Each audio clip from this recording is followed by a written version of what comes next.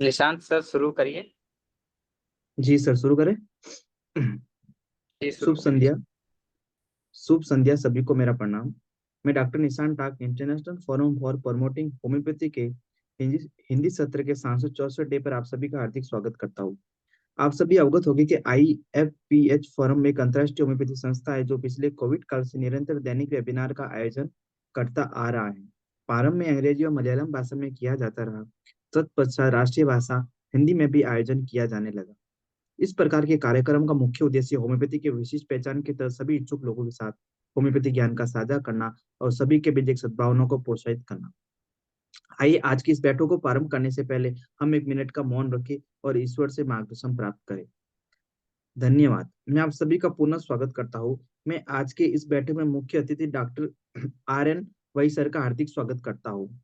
आज का जो हमारा टॉपिक है, challenges and opportunity for homeopathy in coming era. तो डॉक्टर राजेंद्र सर से मैं आग्रह करना चाहूंगा कि आप अपना व्याख्यान प्रारंभ करें। तो आज्ञा है आपकी, तो फिर मैं प्रारंभ करता हूँ अभी अभी। जी जी जी सबसे सर। पहले मैं सबका जो भी ऑर्गेनाइजर्स हैं, और जब सानी जी का आदेश होता है तो उसको तो पालन करना अवश्य होता ही है। खैर anyhow, एक जो है देखिए ऐसा है कि बहुत इम्पोर्टेंट है ये। आज कोई हम अलग किसी स्पेशल टॉपिक के ऊपर नहीं बात कर रहे हैं। हम लोग बात कर रहे हैं सिर्फ जो आने वाले समय में, आजकल क्या समय चल रहा है और आने वाले समय में कैसे चलना है, क्या हमको तैयार रहना है, ये उसी का एक हिस्सा है। तो मैं एक एक करके स्लाइड पास करता हूँ। दूसरी बात यह है कि क्योंकि हिंदी में आदेश था, तो मैं, और PPT मेरे को बनाना हिंदी में नहीं आता, इंग्लिश में है। तो कहीं किसी हिसाब से कहीं अगर असुविधा हो तो उसके लिए मैं क्षमा प्रार्थी हूँ। मेरा प्रयास यही रहेगा कि हिंदी में बात करूँ और स्लाइड आप देख लें वो इंग्लिश के अंदर हो। तो आगे आगे है, जी आगे तो सर। मैं प्रारंभ कर देता हूँ। देखिए टॉपिक तो अभी पंकज जी ने बता ही दिया है। अब सबसे जरूरत है कि ये इस टॉपिक की आवश्यकता क्यों है। ये जो है, ये सबको आगाह करने के लिए है कि भाई वक्त बदल रहा है और वक्त तेजी से बदल रहा है।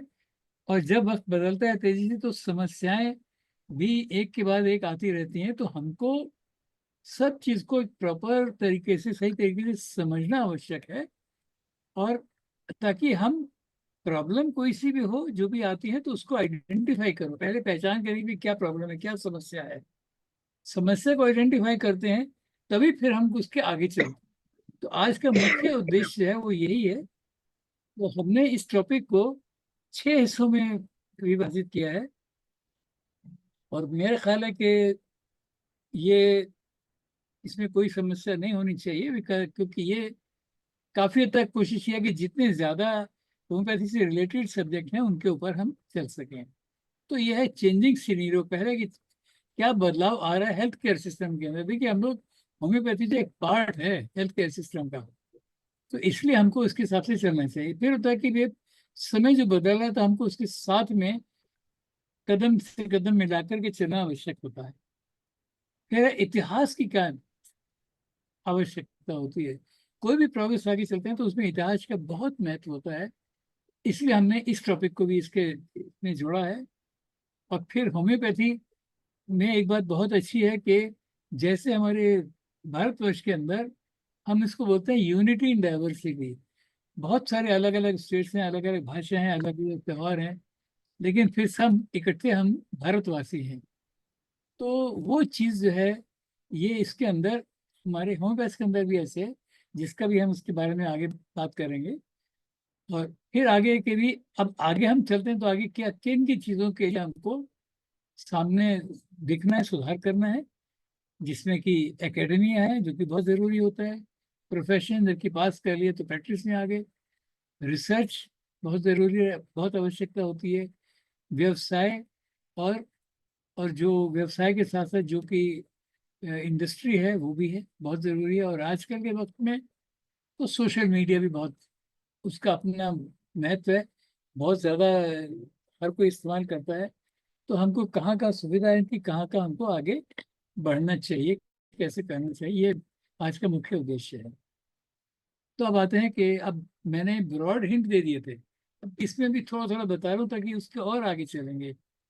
चेंजिंग सिनेरियो क्या है, देखिए बहुत पहले 20th सेंचुरी के आखिर के एरिया में तकरीबन लगभग 1970 या 80 से के दशक से WHO का एक गोल था, एक मिशन था, health for all for the year 2000।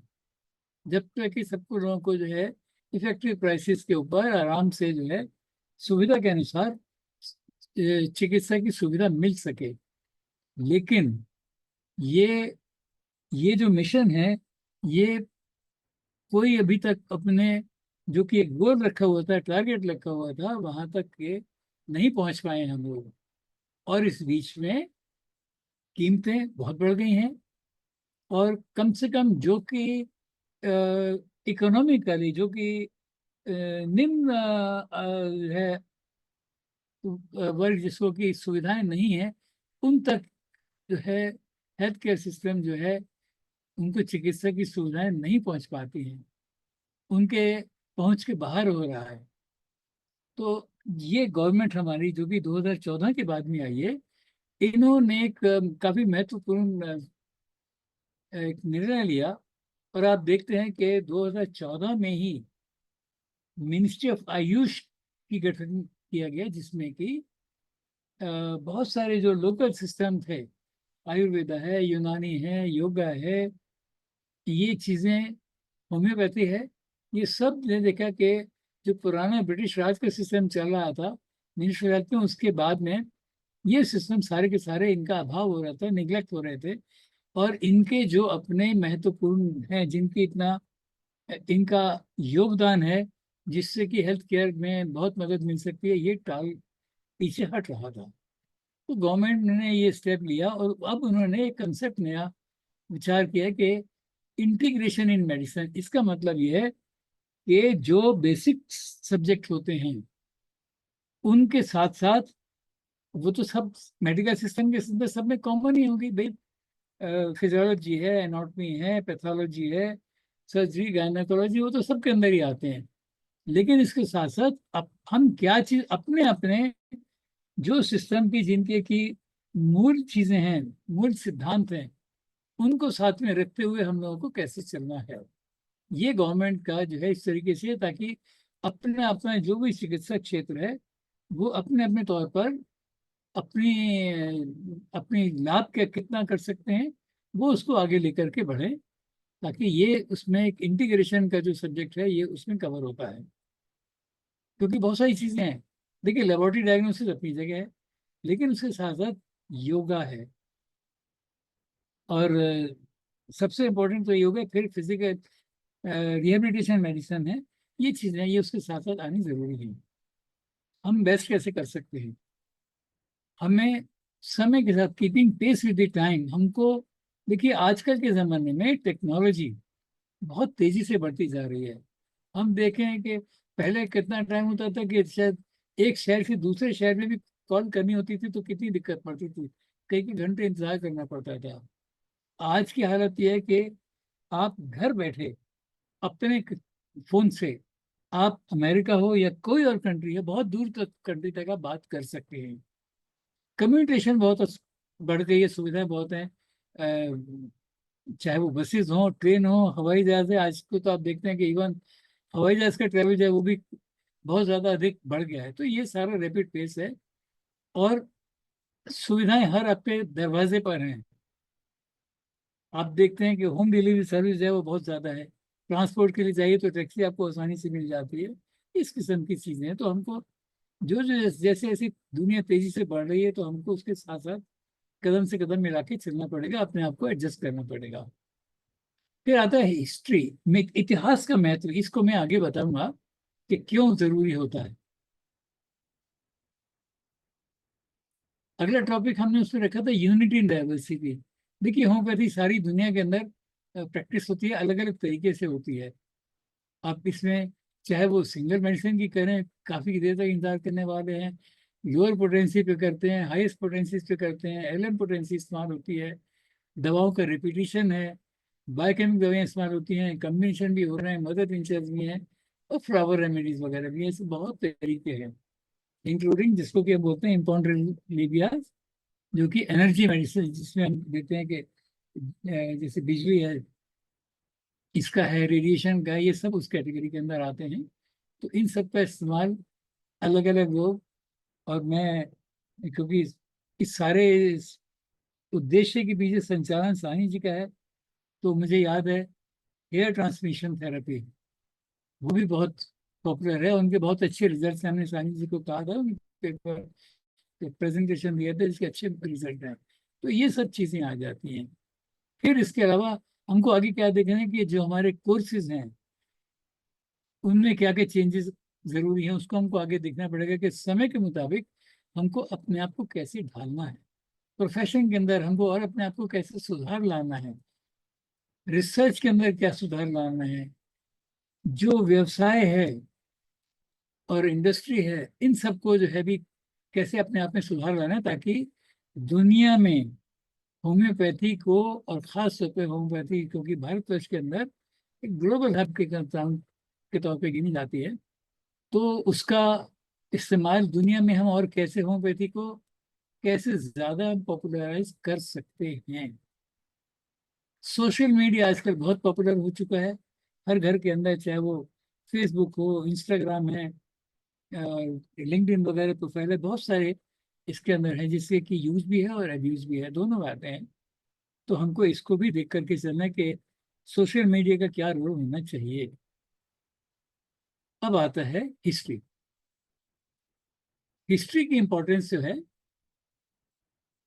हाँ, हिस्ट्री में देखिए, जो मैंने कहा था कि बताना बहुत जरूरी है कि डॉक्टर नवीन पावस्कर, जो कि एल.एम. ढावले मेमोरियल ट्रस्ट है पारगर का, इनकी पब्लिकेशन है, बहुत ही इम्पोर्टेंट है।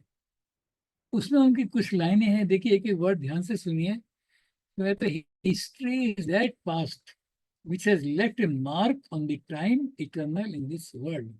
इतिहास जो है, जो घटनाएं होती हैं वो संसार में एक अपना निशानी छोड़ करके जाती है। और ये क्या होता है, ये तो हम सब्जेक्टिव रिकॉर्ड है जो कि हमको लिखा हुआ देखते हैं, और उसके साथ साथ हमको आगे के तरक्की के लिए, हमको प्रोग्रेस के लिए देखना पड़ता है कि हम इससे क्या सीख सकते हैं। और हिस्ट्री का ऐसा है, देखिए इतिहास का, कि उनकी घटनाओं को आप जिस तरीके से आज के टाइम में उसको समझ करके, तो एक तरफ तो वो विनाश की तरफ भी ले जा सकते हैं, दूसरी तरफ महत्व की तरफ और आगे बढ़ने की तरफ भी, और अच्छी अच्छी डेवलपमेंट की तरफ भी ले जा सकता है। तो इसलिए जो लोग एक एक इसको कड़ी जोड़ सकते हो, कड़ी में से कि पिछला क्या था, आज क्या है, और आगे कैसे समझना है, आगे के लिए हम क्या डायरेक्शन दे सकते हैं, ये चीज है। और होम्योपैथी के देखिए, ये तो हिस्ट्री का एक जनरल है ही है, तो वही चीज हमारे यहाँ होम्योपैथिक में, history of medicine and homeopathy, ये कोई इस रूल से अलग नहीं है। और देखिए बड़ी एक और चीज आ जाती है कि वैज्ञानिकों का जो है बहुत रोल रहा है, और वैज्ञानिकों ने बहुत सारी चीजें इस प्रोफेशन को, दुनिया की सेहत को बढ़ाने के लिए, जितनी आप देखते हैं दिन भर रोज नई नई टेक्नोलॉजी आती है। अब जैसे किसी में तो पहले सिर्फ फिजिकल हाथ के वो जो है नाड़ी देख करके, या हम लोग सिम्टम सुन करके फिर लोगों का इतना देखते हैं। आज हमारे पास सपोर्ट सपोर्ट करने के लिए डायग्नोस्टिक टूल्स हैं, जो कि साइंटिस्टों भी डेवलप किए गए हैं। और ये बात भी सही है कि देखिए इससे मानवता को आराम बहुत मिला है, मगर इस चीज का एक नाम जो है वो डॉक्टर्स पे ज्यादा आता है कि ये जिंदगी बचाने के लिए डॉक्टर्स ने इसे इस्तेमाल किया। जबकि जो लोग, जो कि वैज्ञानिक हैं, इंजीनियर हैं, जिन लोगों ने टेक्नोलॉजी तैयार करी, नई चीजों देखी, उन्होंने इसको आविष्कार किया, इन लोगों को हम लोग भूल जाते हैं। और इनको, वो सिर्फ एक इतिहास के अंदर उनका नाम रह जाता है, उसका इस्तेमाल जो होता है और लोग करते हैं, और वो जो खुद जिन्होंने चीजें बनाई होती हैं, जो कि खोज की होती है, ये सब पेपर में इतिहास के तौर पर रह जाती है। इसलिए इतिहास बहुत आवश्यक है याद करने के लिए कि लोगों का क्या कंट्रीब्यूशन है, क्या क्या लोगों ने सेक्रीफाइस करी है, क्या क्या स्टडी करी है, और जिसकी वजह से हम लोगों की जिंदगी में सुधार आए हैं, उसको सेव किया है, सिक्योर किया है। अब ये था एक एक मैसेज। देखिए, मैं luckily PhD chamber commerce and industry है हमारी एसोसिएशन जो है, साउथ इंडियन अमेरिकन एसोसिएशन, वो उसका एक मेंबर है। और हम लोग हर साल जो करते हैं इवेंट कैंट मेमोरियल लेक्चर्स, वो ज़्यादातर वहीं पर होता है। उनका इस वर्ष में 120 साल पूरे हो गए। तो उसमें आप देखिए कि जो अब उसके अध्यक्ष हैं, प्रेसिडेंट हैं पीएचडी चैम्बर के, उन्होंने अभी अप्रैल 25 का जो बुलेटिन है उसमें क्या वर्ड लिखे हैं। एक उन्होंने वर्ड कोट किया है जिनके कि एडविच डेंटिकेट। तो उन्होंने क्या लिखा है, I think ultimately all of we have to live with our stories. हम सब लोगों को अपनी अपनी कथा के मुताबिक, अपनी अपनी जो कहानियां होती हैं उसके मुताबिक हमको रहना होता है। और ये जो कहानियां जो है वो सिर्फ इतिहास के तौर पर नहीं होती हैं, लेकिन उससे हमको देखना होता है कि आज के समय जो है उसको हम भविष्य में सुधार के लिए और क्या क्या प्रयत्न कर सकते हैं। और इस साल जैसे उनका 120 साल का है, तो उन्होंने आगे वही लिखा है कि this year as we commemorate our 120th anniversary we are not merely celebrating the past. हम जो अब तक का हमारे योगदान रहा, हम सिर्फ उसको मना नहीं रहे, लेकिन उसके साथ एक जिम्मेदारी भी हम पर आ रही है। और जिम्मेदारी क्या है कि जो समय बदलाव आ रहा है समय का, उसको हमने कैसे इस्तेमाल करना है। ये क्योंकि ट्रेड चैम्बर का है, तो उन्होंने कहा कि बिजनेस में, इकोसिस्टम में हमको कैसे कैसे अपने आप में सुधार लाना है, ताकि एक खुशहाली और ताकत सब बढ़ सके। और उसने वही लिखा है कि आगे the journey ahead demands strategic foresight, collective leadership. हम सब लोगों को मिलकर के कलेक्टिव लीडरशिप जो है तभी होता है, और कमिटमेंट हमारा जरूरी है, एक दृढ़ विश्वास। हम लोगों ने अभी पीछे देखा ही है, थोड़ा सा टॉपिक से बाहर जा रहा हूँ लेकिन आज से क्षमा करेंगे। अभी जो 22 अप्रैल के बाद जो घटना हुई है, उसके आगे क्या क्या समस्या रही है और कैसे उसको टैकल किया गया है, आप खुद ही देख रहे हैं कि कितना दृढ़ निश्चय था जिसकी वजह से ये हो पाया। तो ये वर्ड जो है, अच्छी यही शब्द जो है हमारे जो हेल्थ केयर सिस्टम है उसके अंदर भी लागू होते हैं, यही वर्ड। अब आता है इम्पोर्टेंस क्या है। देखिए, अब उसका जो हिस्ट्री का है, इम्पोर्टेंस क्या है, कैसे हम लोग चैलेंज को इसे होता है पता देखते हैं, उसको पहचान करते हैं और उसमें देखते हैं आगे कैसे होना चाहिए। तो इसी साल इसी महीने में 5 तारीख को एक टाइम्स ऑफ इंडिया का पेपर में एक सप्लीमेंट आता है, जो कि उसका है एजुकेशन टाइम्स। तो वहाँ का ये शब्द है, और 5 तारीख के जो था उसमें देखिए लिखा है नेशनल कमीशन फॉर होम्योपैथी। अब इन्होंने क्या किया, देखिए होम्योपैथिक सेंट्रल काउंसिल बनने के बाद में जब सिस्टम बदला है और नेशनल कमीशन पे है, तो इसके इन्होंने स्टैंडर्ड बनाया कि क्या क्या मिनिमम स्टैंडर्ड होनी चाहिए, और जो कि बहुत आवश्यक है। लेकिन इन सब में रूल तो बना दिए, इम्प्लीमेंटेशन में देखा कि कहाँ प्रॉब्लम आती है, कि कम से कम 200, देखिए 264 कॉलेज का मेरा ख्याल है उनका नाम है। इसमें से 200 से ऊपर कॉलेज ऐसे हैं कि जिन्होंने ये कहा कि हम इतने टाइम के अंदर, हम अभी 2025 के अंदर इसको इम्प्लीमेंट नहीं कर पाते हैं इस नॉर्म्स को। तो एनसीएस ने इसको टाइम 1 साल का रिलैक्सेशन दिया है। तो पर्पज ये है देखिए इसका कि कॉलेज कोई बंद भी ना हो, और उनको सुधार कैसे कैसे कर सके हैं, ताकि पढ़ाई में जो बच्चे पढ़ रहे हैं उनमें भी कोई किसी किस्म का रुकावट नहीं आए। तो ये जो है ये इसका इम्पोर्टेंट हिस्ट्री है, हिस्ट्री का इस्तेमाल, ये इसके अंदर सबसे ज्यादा है कि हम कैसे उसको प्रैक्टिकली उसको यानी नीति बना सकते हैं। ये समय समय की जैसे मांग होती है उसके मुताबिक हमको आगे आने वाले समय को में क्या उसका हम भला कर सकते हैं अपने, क्योंकि हम लोग हेल्थ केयर सिस्टम से हैं, तो कैसे अच्छे डॉक्टर ला सकते हैं, और कैसे कैसे उनको वो मरीजों की मदद हो सकती है। अब हेल्थ केयर सिस्टम में अब देखते हैं जनरल क्या चेंजेस है, क्या क्या बदलाव हैं। तो सस्टेनेबल एक होता है ना कि आप गवर्नमेंट के जो रेगुलेशन देते हैं वो कहते हैं कि कोई सा प्रोग्राम इवेंट करते हैं तो उसको हम कितना सस्टेन कर पाते हैं, कितना उसमें एक लंबे समय तक के लिए उसको जो कि लोगों का काम हो सकता है, उसकी लोगों की मदद हो सकती है और कम से कम परेशानी हो, मिनिमम इनकन्वीनियंस। तो ये क्या होता है, हर जगह की देखिए सामाजिक समस्या होती है, आर्थिक समस्या होती हैं, चीजें कुछ अवेलेबल होती हैं कुछ नहीं होती हैं, और फिर खर्चा को बैलेंस करना होता है। तो यही चीज जो है हमारे हेल्थ केयर सिस्टम के अंदर ये जरूरी है, क्योंकि जब हमें बीमार को जब इलाज करें तो सब चीज़ों को ध्यान रखना पड़ता जरूरी है कि हम कितना ज्यादा उसके लिए काम कर सकते हैं और कम से कम खर्चा हो, और क्या क्या फैसिलिटी हम इस्तेमाल कर सकते हैं। तो उसने गवर्नमेंट ने इसी उन्होंने टारगेट किया 2030 तक का, कि ये जो है इसमें primary care, secondary care, tertiary care, trauma, चोट वगैरह के, इमरजेंसी है, डायग्नोस्टिक फैसिलिटी क्या क्या है, ये सब उसके अंदर इनकॉर्पोरेट करते हुए एक अच्छा आधार कैसे बन सकता है, ये इन्होंने उसके अंदर गवर्नमेंट का थिंकिंग है, गवर्नमेंट का सोचने का प्रोसेस है। और इसमें देखिए एक छोटे शब्द के अंदर रहूं तो ऋग्वेद के अंदर एक वर्ड है, संस्कृत के अंदर है, तो वो मैं कहना प्रोनाउंस करना मेरे लिए मुश्किल हो जाएगा।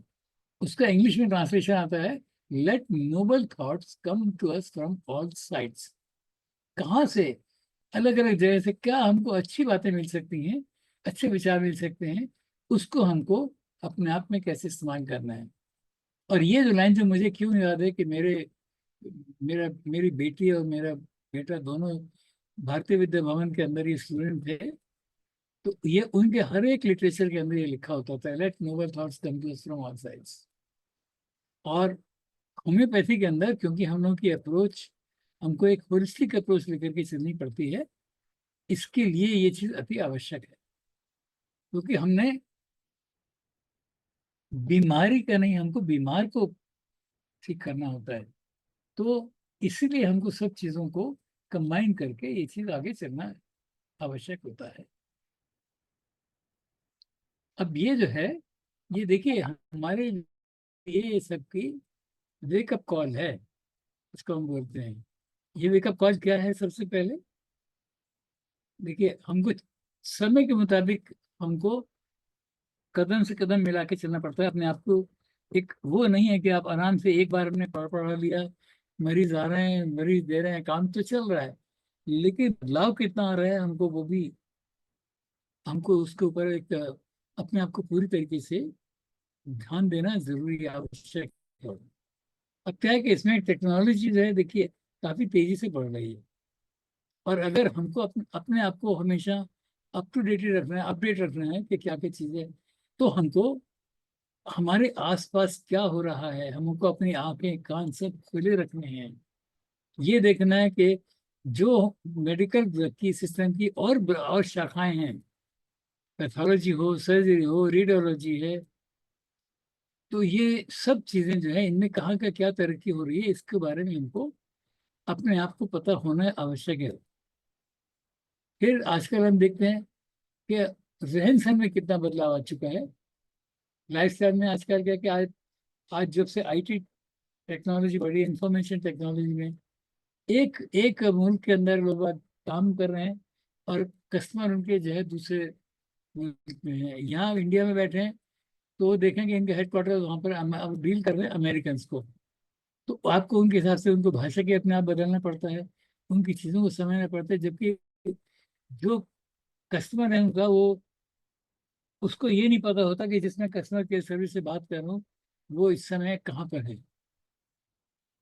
ऐसे ही है, वर्किंग आवर्स से चेंज हो चुके हैं, डाइटरी डाइटरी पैटर्न है सब बदल चुके हैं, आजकल जंक फूड की बदकिस्मती से इतना इस्तेमाल बढ़ गया है, फास्ट फूड इतना बढ़ गया है, ये तो लाइफस्टाइल के अंदर है। अच्छा, फिर मेडिकल प्रैक्टिस के अंदर देखिए पहले जनरल प्रैक्टिशनर होते थे, जीपी जिसको बोलते थे, या फैमिली फिजिशियन होते थे, वो एक जड़ होता था, वहां से जो है वो आगे रेफर करते थे स्पेशलिस्ट को। और अब तो वहां से जमाना बदल करके जीपी से हट करके स्पेशलिस्ट पे आ गया। अब नाउ सुपर स्पेशलिस्ट आ गया। फिर उनके आगे एक प्रोटोकॉल अपने फिक्स कर दिए गए।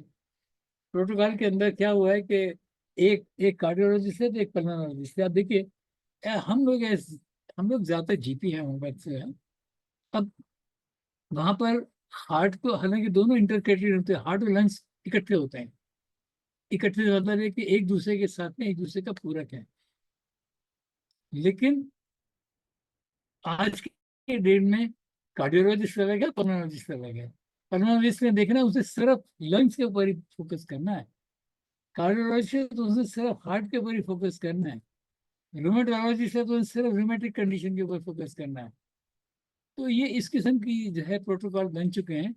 और इसमें बदकिस्मती से आजकल इस किस्म का प्रोटोकॉल है कि एक स्पेशलिस्ट, सुपर स्पेशलिस्ट है, वो दूसरे सुपर स्पेशलिस्ट के एरिया में बिल्कुल भी दखल नहीं दे सकता है।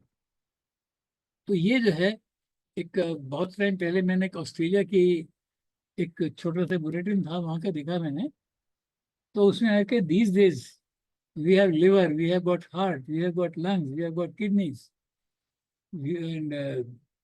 and we have got brain, everything we have got. We have got medicines, we have got bones, we have got muscles. But where is the man? तो मतलब कंपार्टमेंटलाइजेशन इतना ज्यादा कर दिया है, तो इसकी वजह से अपने अपने समस्याएं भी बढ़ गई हैं। आज की तारीख में देखिए, मेरे को अब लगभग 58 साल हो जाएंगे प्रैक्टिस में आए हुए।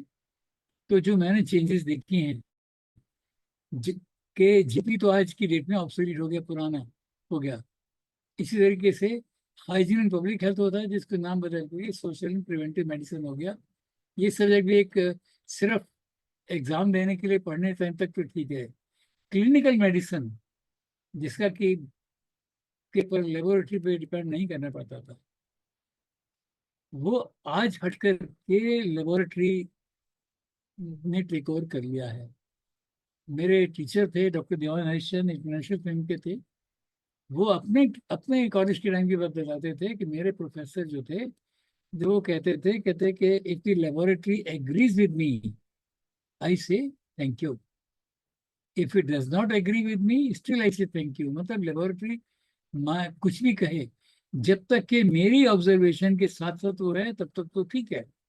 अगर उसमें कुछ और रिजल्ट दे रही है, तो मैं उसको दूर से थैंक यू बोल देता हूँ कि नहीं, मुझे तो अपने अप्रोच के हिसाब से चलना है। और आज ही आप देखते हैं कि अगर स्पेसिमन आप एक ही बंदे का थोड़े से 5-10 मिनट के 15 मिनट के इंटरवल पर 2-3 डिफरेंट लैब में आप सैंपल दीजिए, तो उनके रिजल्ट डिफरेंट आते हैं, अलग अलग आ जाते हैं। तो प्रैक्टिशनर क्या करे, ये चीज जरूरी रह जाती है। तो इसलिए फिर आजकल, अब आज का जो है मेडिसिन जो है, ये एक, अगर मैं ये कहूँ कि इंडस्ट्री बन गया, तो शायद शब्द गलत नहीं होगा। हमारे सामने एग्जाम्पल है, कैंसर है, वैक्सीनेशन है, सीजेरियन सेक्शन है। बस डिलीवरी का देखते हैं कितनी ज्यादा जो डिलीवरी होते हैं, सबके सब सर्जरी हुई थी, सीजेरियन हुआ था। हार्ट के intervention, dialysis and so on so fourth, ये ऑर्गन रिप्लेसमेंट, ये सब इतनी ज्यादा बन गई हैं कि अपने आप के अंदर ये खुद इंडस्ट्री बन चुकी हैं। और ये अपने अपने फील्ड के अंदर बहुत ज्यादा फ्लरिश कर रहे हैं। सफर कौन कर रहा है? एक पेशेंट जो वो सफर कर रहा है, वो गिनी पिग बन के है, लेबोरेटरी एनिमल का ये, जिसके ऊपर स्टडीज करती जाती है। और इतनी ज्यादा अन इत, इतनी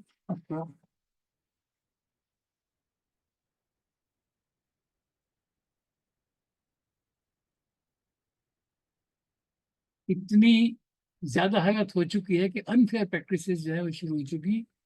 और मुझे याद है कि पहले तो हमारे समय में पेशेंट अगर हॉस्पिटल के अंदर एडमिट होता था, तो चाहे फिजिशियन हो या सर्जन हो, जिसके अंडर वो पेशेंट एडमिट होता था, शुरू से और आखिर तक, जब तक पेशेंट डिस्चार्ज नहीं हो गया, तब तक एक ही बंदे की, एक ही उसकी रिस्पॉन्सिबिलिटी होती थी उनका काम होता था कि अलग अलग किसी को बनाना है, किसी की सलाह लेनी है, वो सब अकाउंटेबिलिटी थी। आज की डेट में, आज की तारीख में अनफॉर्चुनेटली क्या होता है, सर्जिकल केस हुआ तो पैथोलॉजिस्ट कहेगा साहब मेरी तो ये पैथोलॉजिकल रिपोर्ट है, सर्जन कहेगा मैंने तो सर्जरी कर दी, आगे फॉलोअप में फिजिशियन ने क्या किया है वो उनका काम है। तो मतलब ये कि पेशेंट तो गिनी पिग हो चुका है, सिचुएशन अनफेयर है, अकाउंटेबिलिटी खत्म हो गई है।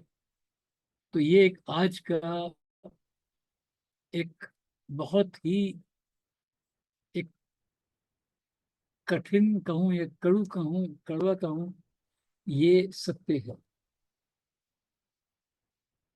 अच्छा, फिर अब इसी वजह से जो हम सबको, आप देखते हो फिजिशियन को दिन पे दिन कोई ना कोई नए चैलेंजेस देखने पड़ते हैं। आज के टाइम में सिस्टम क्या आ गया कि पेशेंट आता है सीधी आपके सामने, अपने इन्वेस्टिगेशन करा के आता है, फाइल होती हैं 10 जगह के डॉक्टर्स को पहले ट्रीटमेंट देखा होता है, उसके बाद में होम्योपैथ के पास में आता है। और इतना ही नहीं है, जब होम्योपैथ आपके पास में आता है तो उसके पहले जो जो उसकी रिपोर्ट के अंदर लिखा होता है तो वो गूगल से ज्ञान लेकर के आता है, तब आपके पास में फिर बात करता है। तो अब अगर आपको अपने ऊपर, हमारे को अपने ऊपर कॉन्फिडेंस अगर भरोसा नहीं होगा तो हम कैसे उसको आगे देख पाएंगे, कैसे करेंगे। तो ये चीज है बहुत, इसलिए अपने आप को रखना बहुत, यानी क्या चल रहा है, इसलिए हमको आपको चीज का दिन पे दिन का पता होना चाहिए। आप देख रहे हैं कि आजकल जो नेचुरल डिजीज कम थी, एट्रोजेनिक जाके मैन मेड कंडीशन है, वो दिन पर दिन ज्यादा होती जा रही हैं। वो मेडिसिन के साइड इफेक्ट हो या सर्जरी के साइड इफेक्ट हो या कुछ भी हो। हमारे सामने कोविड-19 के एक बिल्कुल टिपिकल एग्जाम्पल है। दो देखिए, फर्स्ट वर्ल्ड वॉर के टाइम में 1914 से 1918 तक की थी वर्ल्ड वॉर, उसके बाद में इन्फ्लुएंजा फैला था। लेटर ऑन वो इन्फ्लुएंजा जो है दिन पे दिन इतना काम आ गया, हर कोई वर्ड एक इन्फ्लुएंजा वर्ड से ऐसे कोई बात नहीं, ये तो एलर्जिक राइनाइटिस का केस है। बढ़ गया तो एलर्जी ब्रोंकाइटिस में हो जाएगा ज़्यादा से ज़्यादा। बदन का दर्द, बॉडी टेम्परेचर चिल वगैरह हुई, किसी को हुई किसी को नहीं हुई। फिर जब ये चलता है तो फिर आपने देखा होगा कि अलग अलग नाम आए, चाहे बर्ड फ्लू नाम आया, स्वाइन फ्लू नाम आया, डिफरेंट है। लेकिन जब इससे भी शायद तसल्ली नहीं हुई तो सक्सेस कब मिली, एक हुआ खड़ा कर दिया गया फिर साइकोसिस, जिसकी वजह से कोविड-19 के अंदर आपने देखा होगा कि फर्स्ट वेव में, सेकेंड वेव के अंदर इतनी ज्यादा कैजुअलिटीज हुई हैं, ये हमारे सबके सामने है। तो हमें एक, क्योंकि हमको देखिए, मरीज को तो हमको सबसे इम्पोर्टेंट क्या चीज़ है कि हम एकदम किसी डिजीज के नाम से परेशान होने की आवश्यकता नहीं है। हम रिस्पॉन्सिबल होकर एक फिजिशियन है, हमारी ड्यूटी है कि पेशेंट की डिजीज कंडीशन, जो बीमारी है उसको कहाँ से शुरू हुई है, किस तरीके से क्या क्या पिक्चर आ रही है, हम वहीं से पेशेंट का बहुत भला कर सकते हैं। खाली डिजीज के नाम के ऊपर जाएंगे तो फेलियर मिलेगा, बदनामी ज्यादा मिलेगी। रैशनल अप्रोच हर एक इंडिविजुअल का, क्योंकि बेसिक चीजें होम्योपैथी इंडिविजुअलाइजेशन के ऊपर है, और वही इसका मूल मंत्र है। इससे हमको भटकना नहीं है।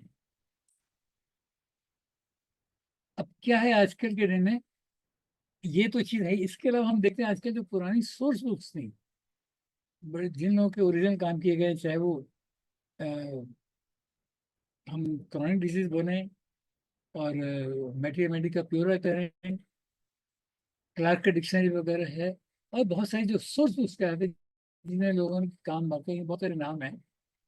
तो आजकल की तारीख में वो चीज़ आजकल आपको आसानी से मिलती ही नहीं है। क्यों नहीं मिलती हैं? क्योंकि इन्वेस्टमेंट ज़्यादा है, और मेन पब्लिशर देखते हैं कि साहब इनकी डिमांड होती नहीं है, तो इसलिए ये खरीदने आने अफोर्डेबल नहीं है। तो वो क्या करते हैं कि आपको ऑन डिमांड आपकी स्पेसिफिक होती है तो उसको प्रिंट करके दे देते हैं, उसकी कीमत बहुत ज़्यादा होती है। नया लिटरेचर जो आ रहा है, और उसमें ज़्यादा लिटरेचर, ज़्यादा मैं कहूँगा, कोई किसी के अगेंस्ट कुछ नहीं कहना चाहता, बट ज़्यादा लिटरेचर जो है वो कॉपी पेस्ट टाइप का है। तो नकल तो हर कोई कर लेता, लेकिन नकल की नकल भी चाहिए, उसी से तो ओरिजिनल बनेगा, ऐसे नहीं होगा। आपका क्या समय आगे देखिए। अब इसको हम देखते तो हमको क्या करना चाहिए आगे, हमके लिए आगे रास्ता ये आ जाता है कि हमको अपने लिटरेचर के अंदर नई टर्मिनोलॉजी को इस्तेमाल करना चाहिए, ताकि बहुत सारे वर्ड जो कि रिपीट होते हैं वो कम हो सकते हैं। और वहाँ से जो लेटेस्ट टर्मिनोलॉजी है तो उससे कॉमन सिम्टम जो है हमको अलग करके वहाँ से इंडिविजुअलाइजिंग सिम्टम हम लोग जल्दी तलाश कर सकते हैं। अब इसमें देखिए पब्लिकेशन जो है आजकल है, CCRH की पब्लिकेशन है स्टैंडर्ड ट्रीटमेंट गाइडलाइंस, इसके 5 वॉल्यूम तक पब्लिश हो चुके हैं। ऐसे ही डॉक्टर ML धावले की जो ट्रस्ट है पालघर में, उनका उनमें भी लिटरेचर है, वो नए नए लिटरेचर उनका आ रहा है। देवानंद पीछे था कि साइकोलॉजी पर उन्होंने लिया था, फिर अभी और भी मतलब कुछ कुछ समय के बाद में उनकी पब्लिकेशन आती है जिसको कि अपडेट करते रहते हैं। और कई लोगों को इकट्ठे मिल करके सब में कई ऑथर्स का योगदान होता है। तो ये ट्रेंड है, ये इवन भी एलोपैथी में भी है, जनरल सिस्टम जिसको बोलते हैं, जनरल सर्विस के अंदर भी आजकल ऐसे चलता है, नई नई चीज़ों को इनकॉर्पोरेट किया जाता है। देन डॉक्टर अजीत कुलकर्णी हमारे हैं, अ, बहुत ही इंटरनेशनल स्पीकर हैं, बहुत लर्नेड हैं। इन्होंने बुक्स लिखी हैं कि क्लिनिकल लिटरेचर है homeopathy through harmony and totality. यही तो हमारा बेसिक चीज़ है, हार्मोनी एंड टोटलिटी हमारी मेन चीज़ है। उसके ऊपर इनके जो 3-4 वॉल्यूम तक में बुक्स लिखी है इन्होंने, जो कि बहुत बहुत इंपॉर्टेंट है हमको होम्योपैथी को समझने के लिए, आजकल के मुताबिक हमको एडजस्ट करने के लिए, even for the research purpose. ये बुक्स उनकी MD लेवल के ऊपर, PhD लेवल के ऊपर सबके लिए बहुत इंपॉर्टेंट है। ऐसे और भी ऑथर्स हैं, डॉक्टर हर्ष निगम है जैसे, इनका भी लिटरेचर नया लिखा है। और इन्होंने कोशिश करी कि अपने जिस समय की बुलाव है उसके मुताबिक लिटरेचर को लिखा जाए। डॉक्टर जॉर्ज विसुल्टास के नाम हम सभी लोग जानते हैं, जिनका बहुत का योगदान है। अभी भी शायद उनके वॉल्यूम 13 वॉल्यूम तक आ गया है, लेकिन काफी काम उन्होंने किया। डिफरेंट पर्सनैलिटी मेडिसिन कैसे वहां से क्लियर आ गए। अब हम नेक्स्ट पे चलते हैं, चेंजिंग टाइम से। अब फिर दूसरी और क्या चैलेंज आता है, आर्टिफिशियल इंटेलिजेंस। आर्टिफिशियल इंटेलिजेंस जो है ये इतनी तेजी से बढ़ रही है कि अगर हम अपने आप को इसके मुताबिक नहीं ढालेंगे तो बहुत पीछे रह जाएंगे। और लेकिन इसके अंदर एक चीज सबसे जरूरी है कि इसमें होम्योपैथी के बारे में अगर आपको सही जानकारी या क्या उसके आगे हम कर सकते हैं, क्या क्या प्लानिंग कर सकते हैं, उसके लिए ये टेक्नोलॉजी डेटा के ऊपर डिपेंड करती है। जितना ज्यादा डेटा होगा इंटरनेट पे उतनी ज्यादा ही इसका इस्तेमाल हो पाएगा। ये इसलिए हम सबके लिए कहते हैं उठो जागो, अपने आप को बदलो।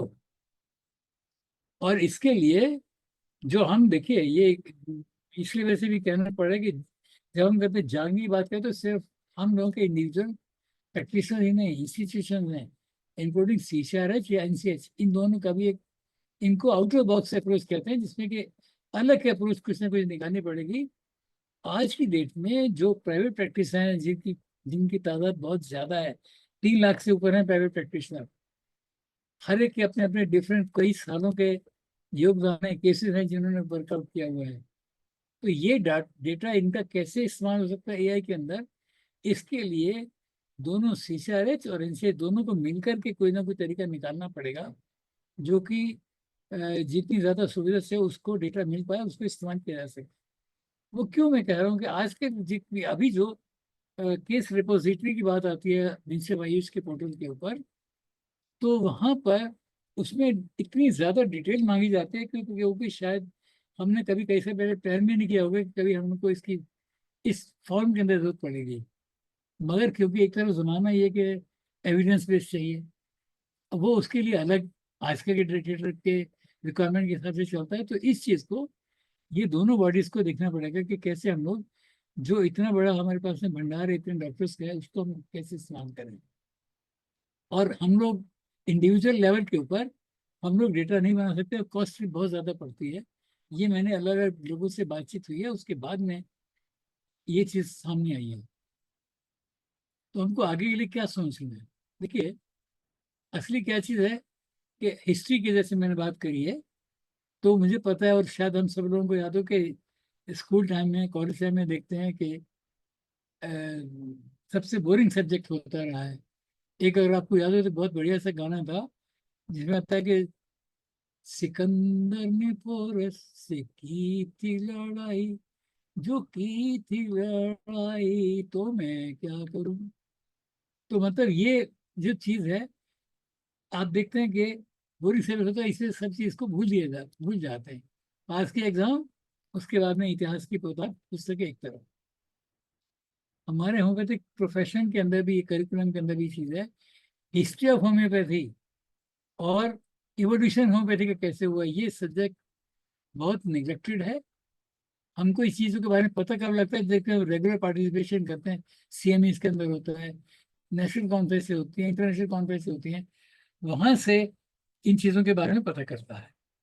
तो इतिहास का ये महत्व बहुत ज़्यादा है, और उसको हम कैसे आगे सुधार करते हैं। आज ही हमको देखते हैं, अगर मैं होम्योपैथी से बाहर जाऊं, तो आज सब लोगों को शिकायत होती है कि हमने जो कोई इतिहास हमको पढ़ाया गया था, खासतौर पर मुगलों के पीरियड के बारे में या ब्रिटिश पीरियड के बारे में, तो असली क्या था वो तो हमको पता ही नहीं, कि हमको तो अब पता लग रहा है।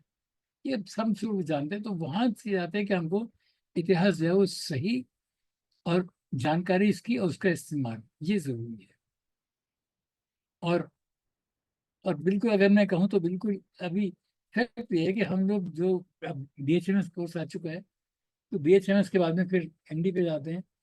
आज की भी हालत ये है कि बीएचएमएस करने के बाद में, और ये कुछ पहले भी ऐसा होता था, आज में नहीं, कि जब ड्राइविंग स्कूल से हम गाड़ी चलाना सीखते हैं ना, तो लाइसेंस तो बन जाता है कि हाँ देखा कैसे, क्योंकि क्या होता है कि जो हमारे पास कोच होता है, वो अपने कंट्रोल के अंदर क्लच और ब्रेक दो अपने कंट्रोल में रखता है। तो उसको गाड़ी को अपने आप उसी हिसाब से जो है वो कंट्रोल को करते रहते हैं। गाड़ी कब कब स्पीड करनी है, कब बढ़ानी है, स्लोप के ऊपर गाड़ी जानी है, रफ पैदल के ऊपर जाना है, ये सब तो एक्चुअल जब अकेला बंदा हैंडल करता है तब पता लगता है, गाड़ी बार बार बंद होती है, सिंक्रोनाइजेशन नहीं होता। That was the real problem. तो ये चीज है प्रोफेशन के अंदर भी आती है। तो भाई हमें तो अपनी बात कह सकता हूँ मैं, कि इसके बारे में हमारे टीचर डॉक्टर दीवान निश्चंद जो थे, उनकी एफर्ट्स से ये सबसे पहला इंटरनेशनल कॉन्फ्रेंस थी 67 में, उसको अटेंड करने का मौका मिला, और फिर उनकी वजह से हमको और आगे तो समझने का मौका मिला है। तो मेरा सबसे निवेदन यही है कि आप इस चीज़ को जरूर ध्यान दीजिए। भाई कैसे पता लगा कि भाई पहले पास किया तो उसके बाद में आगे अ, अपने डीएसएमए के अंदर वहाँ देखा, फिर हर महीने लेक्चर वगैरह होते थे, तब से पता लगा शुरू के, तो इतिहास का भी ऐसे ही पता लगा। डॉक्टर नवीन पावस्कर का, उनकी बेतब बुक देखिए, बहुत अच्छी है, वो पता लगे तो उसमें इनका वर्क है। फिर हैनुमन के बारे में देखिए, Richard Haehl, life and works of Hahnemann, ये हम सब जानते हैं। सिमिलर वर्क से एक और जो कि शायद ज्यादा लोग नहीं जानते हैं, वो है ब्रेडफोर्ड का। अगर मैं उसको देखने के बाद में मुझे लगा कि जो पोर्टराइजेशन का मामला हुआ था, वो अब ये मौका नहीं है, बट अपना विचार में था कि किसी और मौके पर बताऊंगा कि एक वो नेसेसिटी कैसे आई हनीमैन की लाइफ के अंदर, और क्योंकि वो सच में जो उनका सिस्टम था, लेबोरेटरी में पता लग नहीं पाती थी मेडिसिन का, तो उसकी वजह से वो बचे, और उसी से आगे शायद पोर्टराइजेशन के लेवल आगे बढ़ गया। फिर डॉक्टर हर्ष निगम की बुक है सीक्रेट लाइफ ऑफ हनीमैन, ये उनका ओरिजिनल वर्क है। उन्होंने देखा उनकी हिस्ट्री में कि लेटर ऑन इज लाइफ में आदमी कैसे टुवर्ड्स स्पिरिचुअलिज्म चला जाता है। और वैसे वहीं से हमको जो वर्ड आर्टिस्टिक हम वर्ड इस्तेमाल करते हैं, ये होलिस्टिक सिस्टम कहिए, वो वहीं से आता है। लेकिन ये जो वर्क्स हैं जो इनका जिक्र किया, इनसे आपको जो है हमें होम्योपैथी की का इतिहास, उसकी डेवलपमेंट, ये वहीं से सिखाता है। डॉक्टर के जी सक्सेना, जिनका बहुत बड़ा योगदान रहा है, जिसके कारण आज हम लोग, आप इतने होम्योपैथ बढ़े हैं। इनकी बुक थी struggle for homeopathy in India, उन्होंने क्या स्ट्रगल करी है, इसको पढ़ने के बाद ही पता लगेगा। अब क्योंकि प्रोफेशन में मैंने बताया कि लगभग 58 वर्ष पूरे हो जाएंगे अगले 2 महीने में। मैंने तो ये मेरा विश्वास दिन पे दिन बढ़ता जा रहा है कि हम होम्योपैथी की प्रैक्टिस को जब तक एंजॉय नहीं करेंगे, जब तक उसके अंदर हम घुसेंगे नहीं, हमको हैनिमन को, होम्योपैथी की प्रैक्टिस के लिए हमको हैनिमन को समझना बहुत ज़रूरी है। और इसलिए मेरा तो पक्का मानना है, उम्मीद है कि जो एनसीएच के अंदर करिकुलम वगैरह बनाते हैं, मेरा निवेदन यही कहूँगा इसी फोरम माध्यम के थ्रू, कि हिस्ट्री ऑफ होम्योपैथी को आप अधिक महत्व दीजिए उसमें, जित आज की डेट में कुछ भी महत्व नहीं मिल पा रहा। और सच बात है कि अगर हम लोग आज की जो वास्तविकता है, अगर हम उससे अपने आप को अलग रखेंगे तो वो दिन दूर नहीं है कि जबकि होम्योपैथी ही एलिमिनेट हो जाए।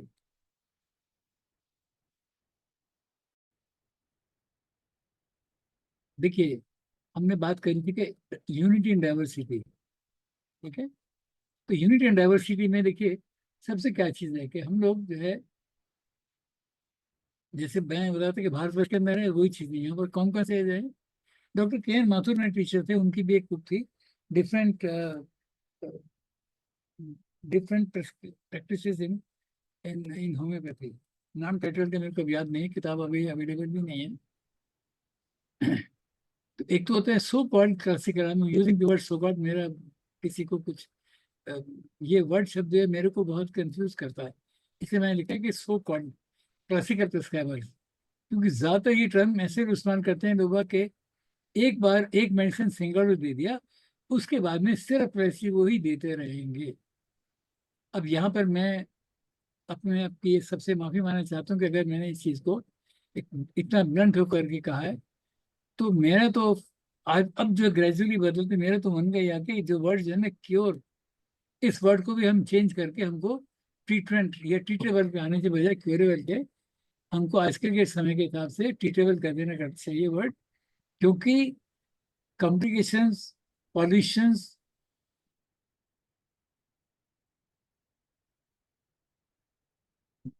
एंड सब में इतना बदलाव आ चुका है, तो वो तो आज देखना मुश्किल ही हो गया है।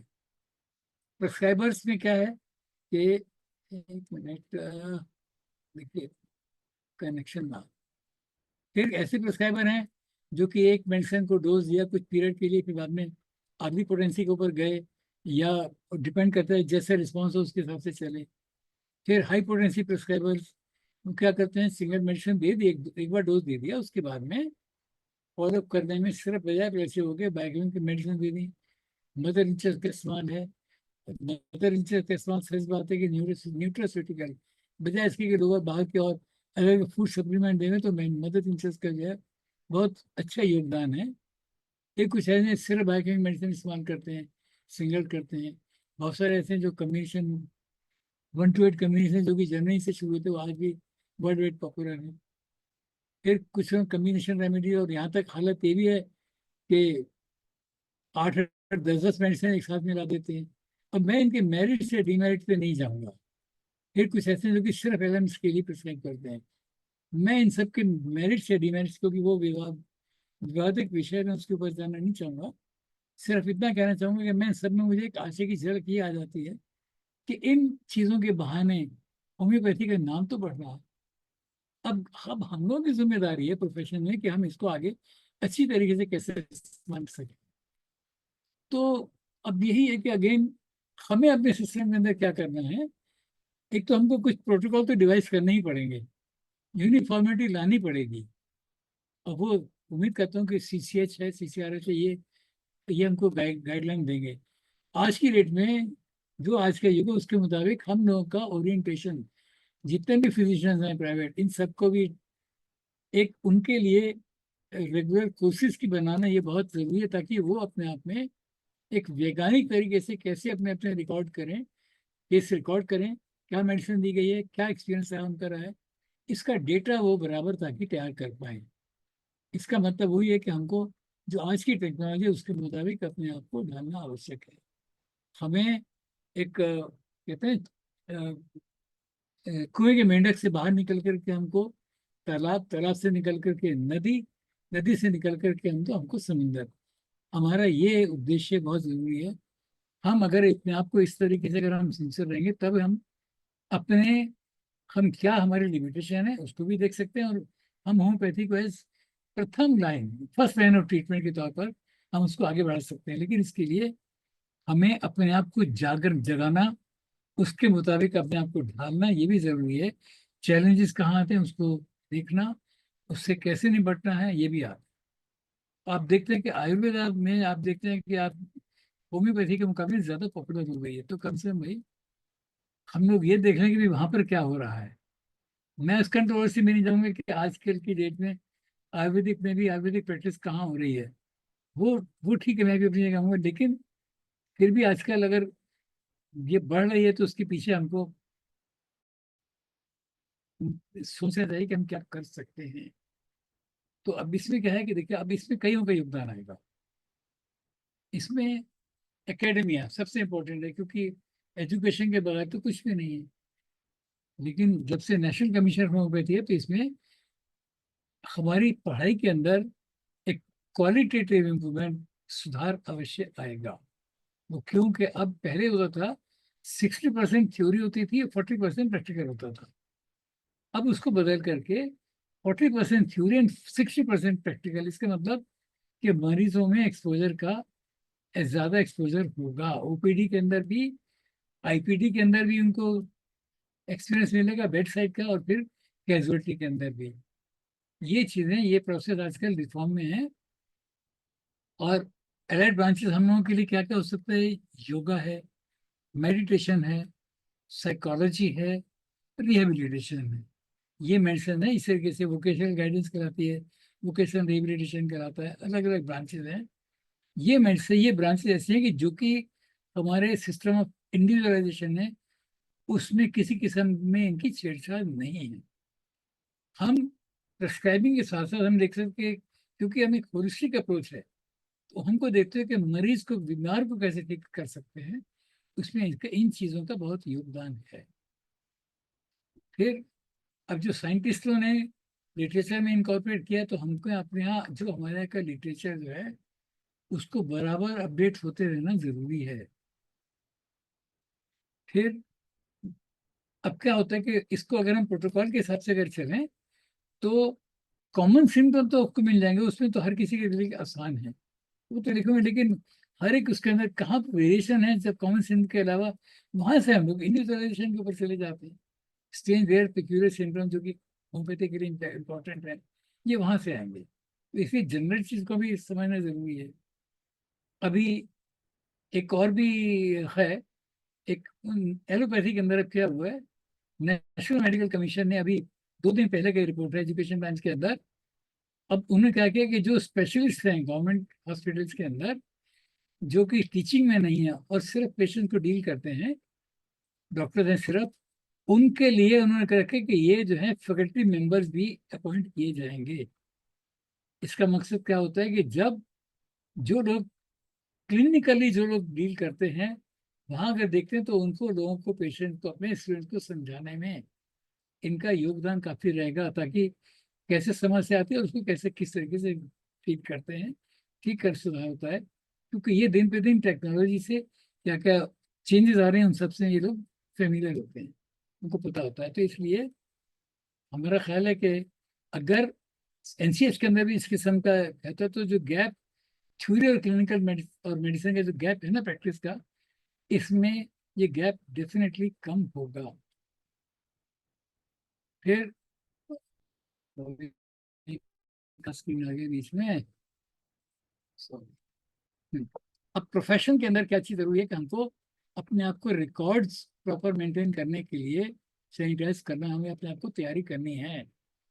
यूनिफॉर्मिटी होनी चाहिए। हम पेशेंट केस रिकॉर्ड में, बहुत सारे डॉक्टर ऐसे हैं कि जिनको मेडिसिन लिख दी, क्यों दी थी, क्या फॉलोअप हुआ, उसके नहीं। इसलिए पेशेंट को डेटा पूरा, नाम, ऑक्यूपेशन, कहाँ रिहाइश है, क्या सोशल स्टेटस, क्या, उस सबसे अंदाजा लगाइए। और फिर आपने क्या सिम्टम पेशेंट दिए, वो रिकॉर्ड होने जरूरी है। और फिर आपने क्यों मेडिसिन दी है, क्या मेडिसिन दिए, तो उसके लिए हमको एक अपने तौर पर एक हमारा जस्टिफिकेशन भी होना चाहिए कि हमने इस बेसिस के ऊपर ये दिया मेडिसिन। जब हम अपने आप को इसके मुताबिक ढालेंगे, तभी ये डेटा जो होगा, ये आर्टिफिशियल इंटेलिजेंस के काम आ पाएगा। उससे आगे आने वाली जनरेशन के लिए सिस्टम आसान होगा। अच्छा, फिर प्रोफेशन की तरफ से एक डिमांड थी कि एनसीएच को, कि अब वो उन्होंने अब जाके उसकी प्रपोजल दिया कि आपको प्रैक्टिस करनी है, तो लाइफ लॉन्ग आपका रजिस्ट्रेशन नहीं होगा। 5 साल का रखा है पीरियड, उसके अंदर आपको रिन्यू कराना होगा। और उसके लिए आपके लिए क्रेडिट पॉइंट्स का इस्तेमाल होगा, ताकि आपको, ये आपके लिए, हमारे के लिए कंपलसरी होगा कि हमने कितनी सीएमई या कितनी अटेंड करनी है। तो ये मामला अभी एक रफ पेपर आया है। सुझाव भी दिए हैं हम लोगों ने, अपने अपने लोगों ने, कैसे मामले भी दिए होंगे। तो ये क्रेडिट पॉइंट पे, ताकि फिर इसका हमको एक एडवांटेज मिलता है। और ये चीज़ें क्रेडिट पॉइंट का कॉलेज के ऊपर भी लागू हो, कि बजाय इसके कॉलेज बंद हो जाए, जैसे ग्रेडिंग से स्टार सिस्टम आता है ना, इलेक्ट्रिकल गुड्स के अंदर दिखते हैं, इलेक्ट्रॉनिक्स में आते हैं कि 1 स्टार 2 स्टार 3 स्टार 4 स्टार, इस किस्म से ये सिस्टम हम लोग क्या एजुकेशन में ये लाना इम्पोर्टेंट हो जाएगा। तो उसी से हम लोग अपने आप को समय के मुताबिक और क्या जरूरत है उसके मुताबिक हम लोग चल सकते हैं।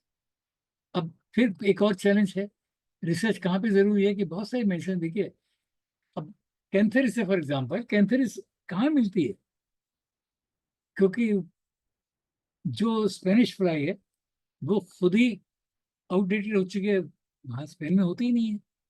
आजकल हमको कैंथरिस क्या मिल रही है, मैं एग्जांपल दे रहा हूँ सिर्फ। वेजिटेबल किंगडम में अगर आप आते हैं तो मेडिसिन में अब ग्राइनिया है फॉर एग्जांपल, बहुत इस्तेमाल होती है। और कई प्लांट ऐसे हैं जो कि आज की डेट में आसानी से अवेलेबल नहीं है। तो मार्केट में क्या हो रहा है कि उसके नियरेस्ट उसी कैटेगरी के नियरेस्ट कोई चीज़ मिल जाती है। लेकिन रिसर्च के लिए मामला ये होगा कि हमको जिस जो प्रूविंग है उसके नतीजे, अगर नियरेस्ट को उसकी क्या चीज़ आ रही है तो उसमें कितना वेरिएशन है, इस चीज़ के बारे में लाना बहुत ज़रूरी है। और ये इसके लिए CCRH है, और अपने फार्माकोपिया कमीशन है, ISM और होम्योपैथी का, ये काम इन लोगों का है। फार्माकोपिया के रिवीजन भी हो रहा है, ये प्रोसेस चल रहा है। लेकिन जो बात मैंने कही है कि जो चीज़ आउट ऑफ आजकल है ही नहीं, लाइकवाइज नोजोर्स का डेवलपमेंट, एक स्टैंडर्डाइजेशन, ये बहुत ज़रूरी है। तो उम्मीद करता हूँ कि आगे आने वाले कुछ सालों के अंदर ये चीज़ भी ठीक हो जाएगी। अब आता है ट्रेड इंडस्ट्री। देखिए, कंपटीशन बहुत इंपॉर्टेंट है। हेल्दी कंपटीशन क्या होता है, इसमें जो कंज्यूमर होता है उसका बेनिफिट, उसको ज़्यादा बेनिफिट मिलता है। हम देखते हैं, आप आज देखिए कि फ़ोन की अवेलेबिलिटी, हर एक इंसान के पास में मोबाइल फ़ोन है, या गाड़ियाँ इतनी ज़्यादा बढ़ गई हैं क्योंकि एक अफोर्डेबल रेंज में आ गई और कंपटीशन की वजह से आ गए हैं। तो हमारे होम्योपैथिक में ये चीज़ें बहुत ज़रूरी हैं कि एक तो अपटूडेट रखना, स्टार सिस्टम होगा, ताकि अब आपके कोई स्टूडेंट है, जब कोई आगे ग्रेजुएशन के लिए, पोस्ट ग्रेजुएशन के लिए जाना है, तो वे देखे भी कौन से कॉलेज का क्या स्टार रेटिंग है। जहाँ पर नेचुरल बात है कि जो मिनिमम स्टैंडर्ड से कितना ज़्यादा और क्या चीज़ पढ़ाएं, तो ऑब्वियसली उनको स्टार पॉइंट अच्छे मिलेंगे, वहाँ जाएंगे। तो एक दूसरे की हमें अंडरस्टैंडिंग करना कि लिमिटेशन क्या है और हमको आगे कैसे चलना है, बजाय इसके कि एक दूसरे के ऊपर ब्लेम गेम करें, वो चीज़ ठीक नहीं रहती है। और अब आता है सोशल मीडिया, ये बहुत इंपॉर्टेंट है। और यहाँ पर मुझे कहना है, देखिए कोई शर्म नहीं है कि यूज़ के अलावा इसमें आजकल एब्यूज़ बहुत हो रहा है। मैं देखता हूँ कि कई लोग के आते हैं, बॉटल निकाल देंगे, बॉटल की कभी हाइपेरिकम की बॉटल हो गई, कभी रस्टॉक्स की हो गई। और कोई बंदा, मैं समझता हूँ कि जो कि लिखता है उसके बारे में, वो खुद डॉक्टर नहीं है, लेकिन शर्त इलाज हर काम के लिए मैं गारंटी कर सकता हूँ कि ये रस्टॉक्स लिए इसके हर हर किस्म के सारे दर्द ठीक हो जाते हैं। ऐसी हाइपेरिकम का कि कोई सी भी चोट लगी है, बंद है, खुली है, सबके ऊपर ये शर्त इलाज है। तो ये जो चीज़ आ रही है, या कुछ फिजिशियंस की मेरी बात है, कुछ डॉक्टर्स में यंग है, उनको क्या करते हैं कि डिजीज वगैरह बोली, तो बजाय इसके कि उनको कहिए कि आपको और चीज़ जानने के लिए, ट्रीटमेंट के लिए आप फिजिशियन को कांटेक्ट करिए, वो वहाँ पर दवाइयों का नाम नहीं ले देते। तो नाम क्या होता है कि वो दवाइयाँ जो है वो लोग गया गया मरीज मार्केट से परचेज करी और उसको इस्तेमाल करना शुरू कर दिया। कब दवा देनी है, कौन सी पोटेंसी में देनी है, इसको एक तरफ ताक पे रख दिया जाता है। तो ये जो है सेल्फ यूज जो होता है, ये बहुत ज़्यादा बढ़ गया है। इसका कंट्रोल होना बहुत ज़रूरी है। तो एक रेगुलेशन है, ब्रेन मैजिक रेमेडीज एक्ट, ये वो भी उस चीज़ कंट्रोल करता है। फिर फार्माकोविजिलेंस जो है, ये इनका काम है कि एप्रोप्रिएट एक्शन ले सकते हैं। मेरी यही निवेदन है इन अथॉरिटीज के साथ में। और अंत में आप सबका बहुत बहुत आभार। और व्यूज जो है ये मेरे सिर्फ अपने हैं, मेरी रिफ्लेक्शन है, क्या मेरी विजन है, ये लिखिए। और मेरे विचार में देखिए किसी के अगेंस्ट कुछ नहीं है, ये जो भी कुछ मैंने कहा है ये मेरे अपने विचार पे मैं होम्योपैथी की आभारी हूँ एक बार फिर मैं international forum for promotion Thank you, of sir. Homeopathy. Thank you sir, thank you very much sir. आपने बहुत अच्छा प्रेजेंटेशन आज का था। थोड़ा सा हम लोग इस पर ये क्वेश्चंस तो नहीं आया है कोई, और बहुत ही अच्छा प्रेजेंटेशन है। हम लोग का समय भी पूरा हो गया है, तो हम लोग इसको सेशन को ऑफ करते हैं। और आपको बहुत बहुत धन्यवाद। फिर से आइए, दूसरा बहुत बढ़िया आपने आई ओपनिंग, आँख खोलने वाला बातें आपने कही है, और ये हम लोगों के लिए आज के सभी को इसको आज सोचने का मेरे विचार से मैंने समय पर पूरे समय के अंदर इसको समाप्त कर दिया है, ताकि बीच में टोकने की आवश्यकता नहीं पड़ी है, जो कि नहीं, बहुत पहली बार अच्छा। पिछली बार किया था तो नहीं उसमें नहीं, बहुत बढ़िया रहा है। अब समय के अंदर हम लोग क्लोज करते हैं सेशन को, and session is, thank you very much. Session is handed over to doctor Anjani. बहुत अच्छा। Thank you, Dr. Anjani. You can take over the session now. Thank you, sir. Thank you, Sahani sir. Thank you, Hindi team. Now we are. You can remove the PPT first, because he was not. Try to remove yourself.